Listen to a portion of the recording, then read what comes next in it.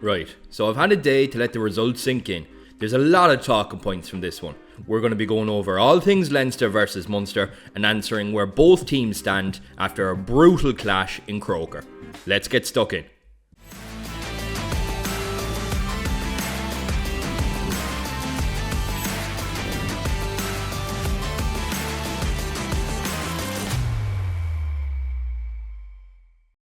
So first off, the official attendance at Croke Park on Saturday was 80,468.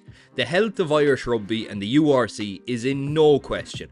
Since the 4 South African teams have joined the league, something special has been built. It feels different than the Rabo or Pro 14. There is an immense competition here between the clubs, and the national teams are undoubtedly benefiting from it. On to the match. Leinster were ruthless in the opening quarter of the game. Munster had absolutely no answer for their direct, clinical attack. You can put as much emphasis on either Leinster being brilliant or Munster being rubbish as you'd like. The reality was, it was a perfect mix of both. Munster finally got a grip of the Leinster attack, but by then, the damage had already been done.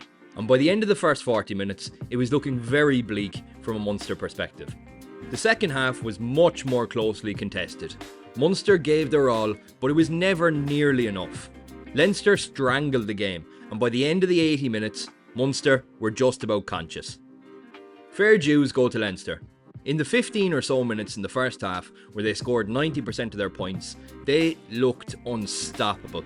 They are a scary proposition for any team this season. In the same 15 minutes or so, Munster looked abysmal. I didn't for a minute, however, think they weren't putting in enough effort. The team just looked lost, up for the fight, but not a clue of how to go about dealing with the opposition. The buck stops with the coach. Roundtree, and in particular Dennis Leamy, have some serious questions to answer in regards to that defensive system. The amount of space that Leinster were able to create in attack was nothing short of impressive. Every single decision they made was well timed, accurate and clinical. Every player knew what to do and how to do it. 15 players in total unison. They cut Munster to pieces, and while they didn't go for the jugular in the second half, they never really looked like they weren't in total control of the game. Hard work beats talent if talent doesn't work hard. This Leinster squad are both. The Munster attack was 50-50. We had good moments and certainly put Leinster under a fair bit of pressure, but the decision making and game management was very poor. We found ourselves running the ball far too often and were expending huge amounts of energy trying to get an attack going, instead of cutting our losses and playing for territory. The problem we had was that we had to do this every time, because when we had a decent platform, we'd cough up a penalty, knock on the ball or misfire a line out. Leinster proved you only need a few clear-cut chances to win, you just better fucking take them. Now, I'm a firm believer that you create your own luck.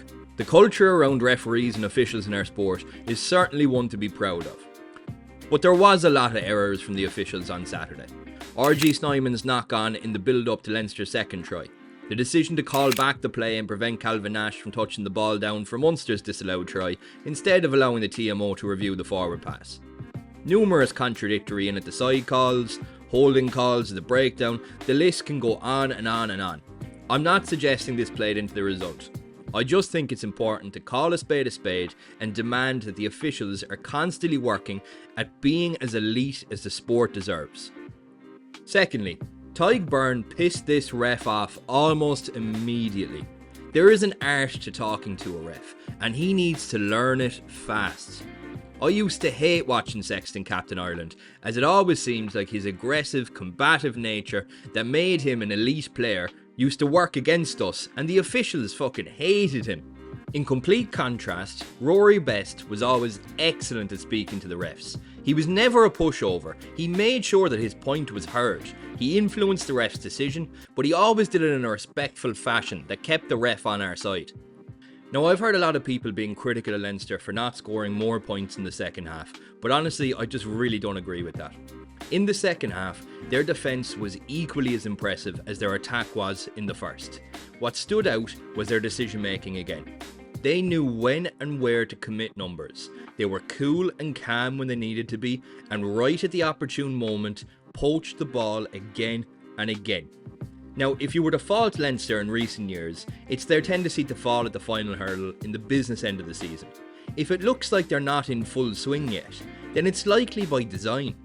If they can save that ruthless touch for the latter stages of the URC, I'd be amazed if they don't walk away as champions. This win has given them the perfect platform to build their season on.